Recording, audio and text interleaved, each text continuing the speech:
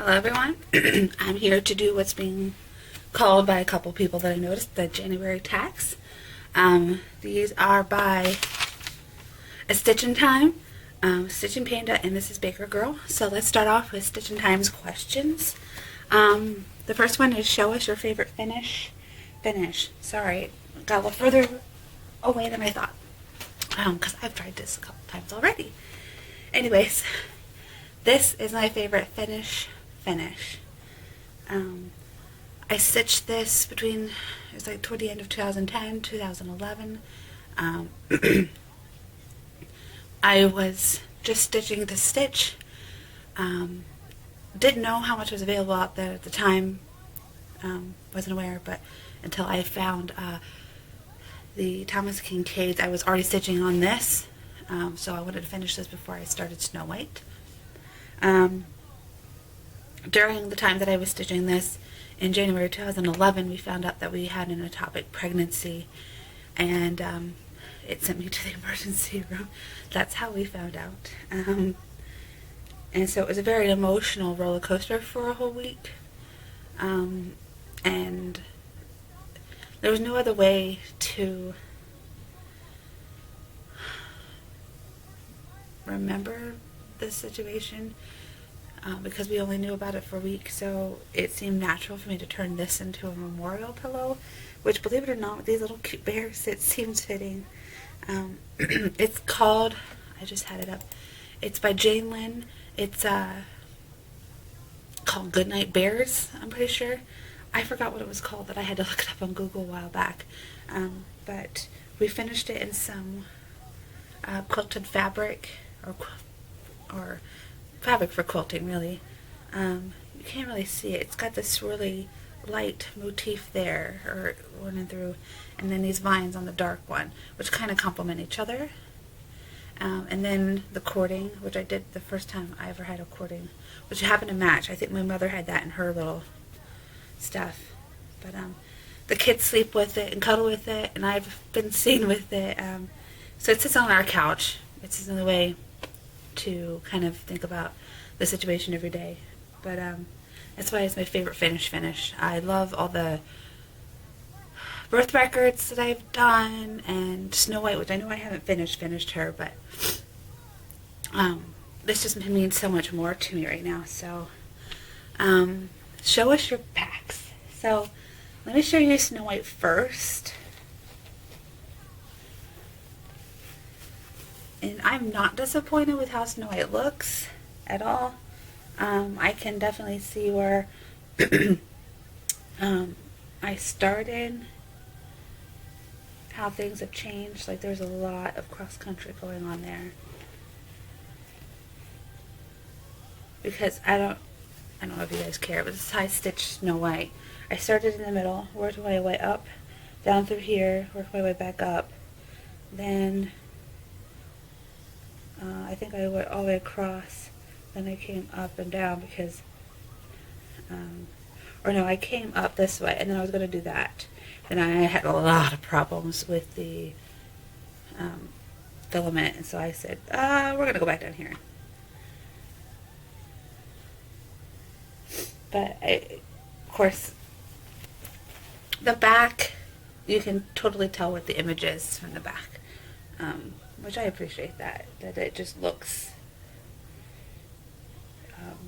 realistic to a point. But you can see where I did a lot of cross country here, and there's leaves, and where this looks different. This is where Flosstube came in, because here is Star Trek front, Star Trek back.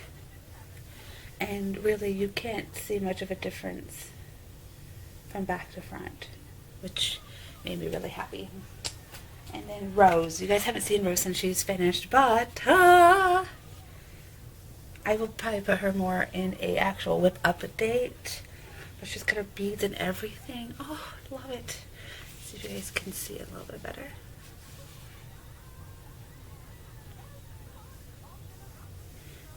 Again, this is on hand-dyed fabric that I did. 16 count Aida. And the beads, I kind of mentioned it's like braille for cross stitchers. because it's just so pretty. So anyways, there's her back side. And I'm even more impressed with her, but I've had, of course, more practice. The only part you can see is in her hair, which has got a lot more confetti. Also, there's not as much colors changing down here and down here, in her bodice. Which leads me into her next question, which was loop, knot, or tail. Well, thanks to Flosstube, I am, loop when I can and tail when I have to. I used to be, only tail, catch the tail, but everybody here who's talked about the loop method has really, really helped me out. I've stitched faster and neater, and I get a lot more accomplished, and I feel that I can change colors even faster now, because then I can only have to pull out the one color or the one strand, fold, and off I go. So that was Stitch and Times Tag. For stitching Panda, I was waiting to answer these questions for a while. Our first question is, what fairy tale or book character would you be, and any cross stitch that you have that has been inspired by this? So any purchases inspired by this particular story or character? Well, hands down, it has to be Anne of Green Gables. And I've loved Anne of Green Gables since 6th grade. Since in our literature part of our day, we read a little snippet of the story and got a chance to watch the movie. Sorry, I had to fix my little shoe. I just fell more in love with it. The story is fascinating, and she's smart, and she's beautiful, and she's witty, and she makes mistakes all the time, but she learns from it, and she can do, extraordinary things that just get some attention. So, and then people admire her for that. So, has it inspired any purchases? Not really, because there's not really good patterns out there that I've noticed for Anne of Green Gables. None that I'm willing to stitch. I wish there was something more official, but it has inspired me to make my own pattern. So I took pictopat.com, and if you've never heard of them, it's PIC2pat.com. This is the VHS cover. This is what I remember so much from as a kid, so it seems fitting for me to want to stitch this. It has my favorite characters, of course, with Anne, which you see here and here. Matthew and Marilla, you have the house. I love that it says Anne of Green Gables, and the font that it was supposed to be, like, I don't know, it just seems to fit. Like, I can't see Anne of Green Gables written any other way. And of course, I just plan on stitching this for my own benefit, but yeah, it inspired me to do that. I'll probably get to do that hopefully in the next year or two. Oopsie.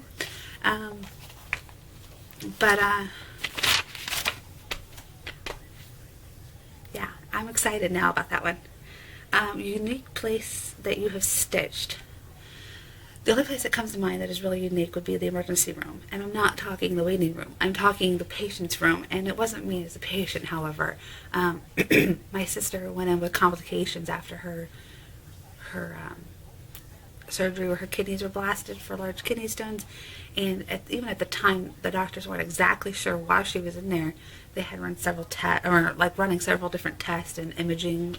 I think they did a CAT scan. I think they did an X-ray. To try to find out, what was going on. So to keep me from pacing back and forth in her room, I brought a little cross stitch. I wish I had it, but I already given away as a Christmas gift. It was a little snowman.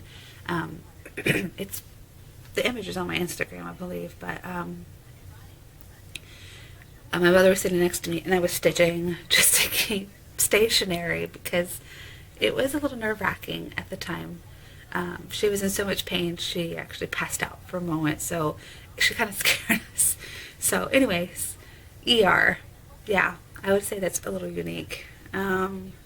Most favorite pattern and stash, and I've wrote that down as a show and tell. So again, this is probably my favorite right now, even though my Thomas Kincaids are ones I really want to complete. This is something that I think once I complete this, it will just have another level of accomplishment on it. And I mean, not that I wouldn't hang my others, but this one, I'm going to have to plan where I'm going to hang it. I might even just hang it in the bedroom just because it's anything bigger. But I've also to say that this one is another one of my favorites. It's another Pick to Pat, but it's my two oldest as they were younger, a few years ago. Goodness, heavens best. Before my third one was born. This is one of the most precious pictures that I've taken of them too, and it's kind of become iconic in the family. We called it Ceci Loves Bubby because she just gave him a really big hug, and I never expected it. And it just became such a neat little picture. So I really would like to stitch that someday. I also need to find the picture somewhere in my file of photos and do the. There's a few that I'm thinking of all three of them together, just to kind of, I don't know, kind of, stitch it in stone, so to speak. I know that's horrible sounding, but whatever. So that was Stitching Panda's tag. Mrs. Baker Girl's tag was, how long have you been stitching? Let's see, I was probably stitching since I was 13 or 14. I think so. I'm trying to think. At least I know my mom has been stitching long enough for me to know what I was doing when I picked up a kit. So that's why I'm thinking 13-ish, because I definitely had the patience to do one, and I don't think my mom thought I had the patience to do one, but I liked it. So yeah, 13, 14, so that was about 95-ish, 96.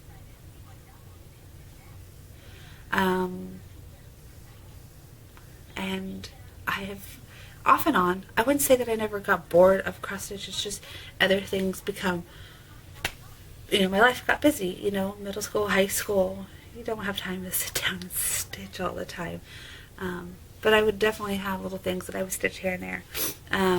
I've stitched a few things and given away as gifts, little tiny things, but I would say it definitely became serious in 2007 when I found out I was pregnant with my daughter.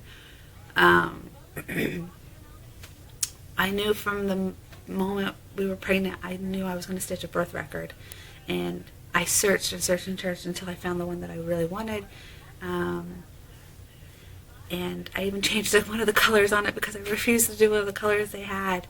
And it turned out really well. I had it stitched pretty much before she was born, except for the date and all that.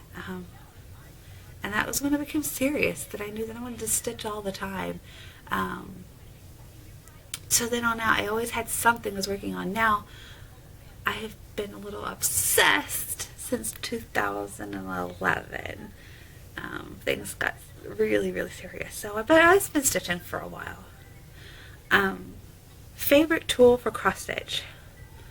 I have to say that's my Light, which you can't see. It's the one that folds down in half. Excuse me. I just dropped it a few moments ago, and the little magnifier that flips out fell off, and I was like, oh no, I thought I broke it. But the whole part comes off, so you can put it on the other side. So you can have the lamp this way and flip the magnifier down, or you can have the lamp this way and flip the magnifier down. So things you can learn when you almost break something. Excuse me.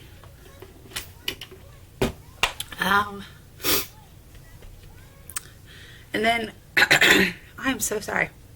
The other one would be my other light, only because it's has storage. Let me see if I can show you. Hope you can see that. But it holds my needles here, random things. I have a calculator, so I can always do some conversions, and pens, some pencils, some lip balm, some reading glasses, another tool, my charger for my phone. See, that's the other thing. It has some charger has some outlets, so I can use it up here, and it comes in handy that way. And that other mess around there. So, but there are so many other tools, and I know there was a tool time going around, but I have, I want to say developed. I have used so many different tools since then. It almost needs to be redone. But those are probably my favorite ones because it allows me to be stationary and have good lighting, because that light, it doesn't strain the eyes. So I can stitch for hours if I get a moment, which tends to be why I'm up so late sometimes, because it just is comfortable. But what Disney cross stitch do you want to do? Well, I'm already doing a lot of the Disney Dreams by Thomas Kincaid. And the two, I'm going to show you two that I cannot wait to do, because I think it's because they were more in my childhood than others. But one is Beauty and the Beast. And I didn't realize this until after I had bought it, that this is just the artwork. It is not the stitched model like the Lion King one I'm going to show you. So there you can see that it's the stitched model. This is another one of my favorites that I can't wait to get to. But it's going to be the last one in my stash to do, because I have mentioned that I plan on stitching these in a theatrical release date order, because it just, some of the other movies that have been released, sorry, I'm trying to get these back where they belong. Give me just a second. There we go, I think.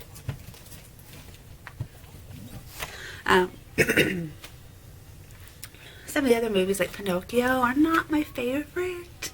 And it doesn't mean I don't like it, they're just not my favorite. Like Little Mermaid and Lion King and Beauty and the Beast. So I decided if I stitch those in that order, it does not give me an excuse to stitch what I feel.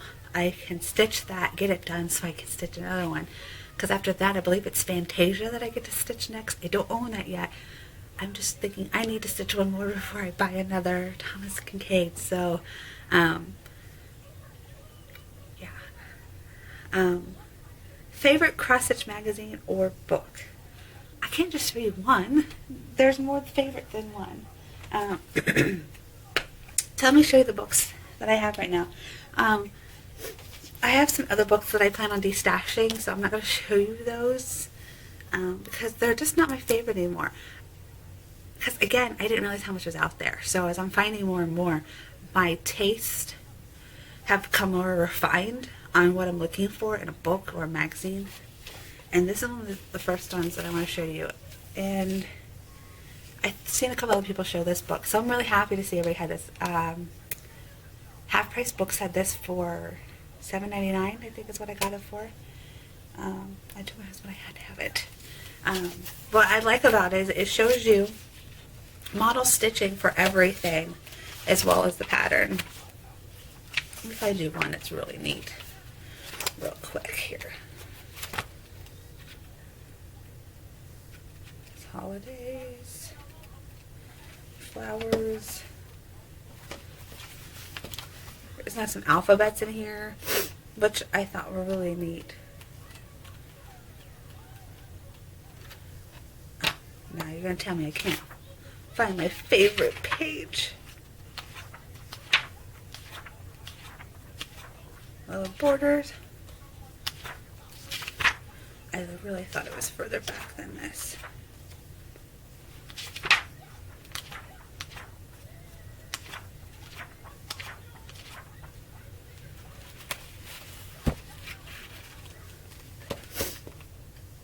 There it is. See, I knew it was further back. They had this neat little page. I have needlework. And so, again, here's the stitch. There's a sewing machine, some floss, like a bobbin with several colors on it. The hoop, cross stitch, scissors, a pin cushion, some more, look like spools, knitting, There's some crochet hooks, some quilting. And on this next page, it is all the pattern for this, and it's about this size too. So it's really easy to read. Yeah, because the color key is on this page. But there's so many designs from this book. I really like that. I have plans for a lot of those designs. Excuse me. Don't want to cough in your face. Another one of my favorites has been the Donna Cooler's 550 Fabulous Cross-Stitch Patterns. And I can't show you all of these because a lot of the pages are just the patterns themselves. But each page kind of, or not each page, each section of the book kind of has a sampler stitched. If I can find a good one here.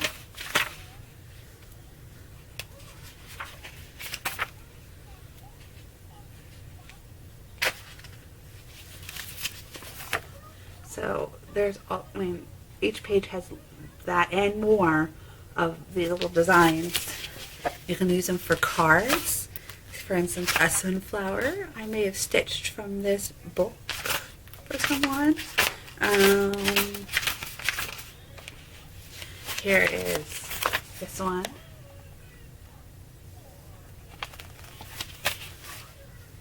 Oh, let's see, I almost couldn't decide with that sunflower and this little pattern here. You can see a little Noah's Ark and the little animals there.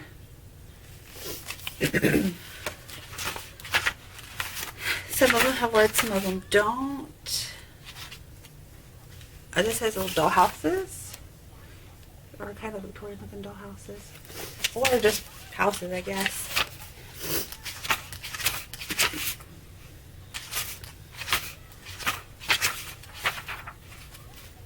Excuse me. Now he looks familiar. Huh.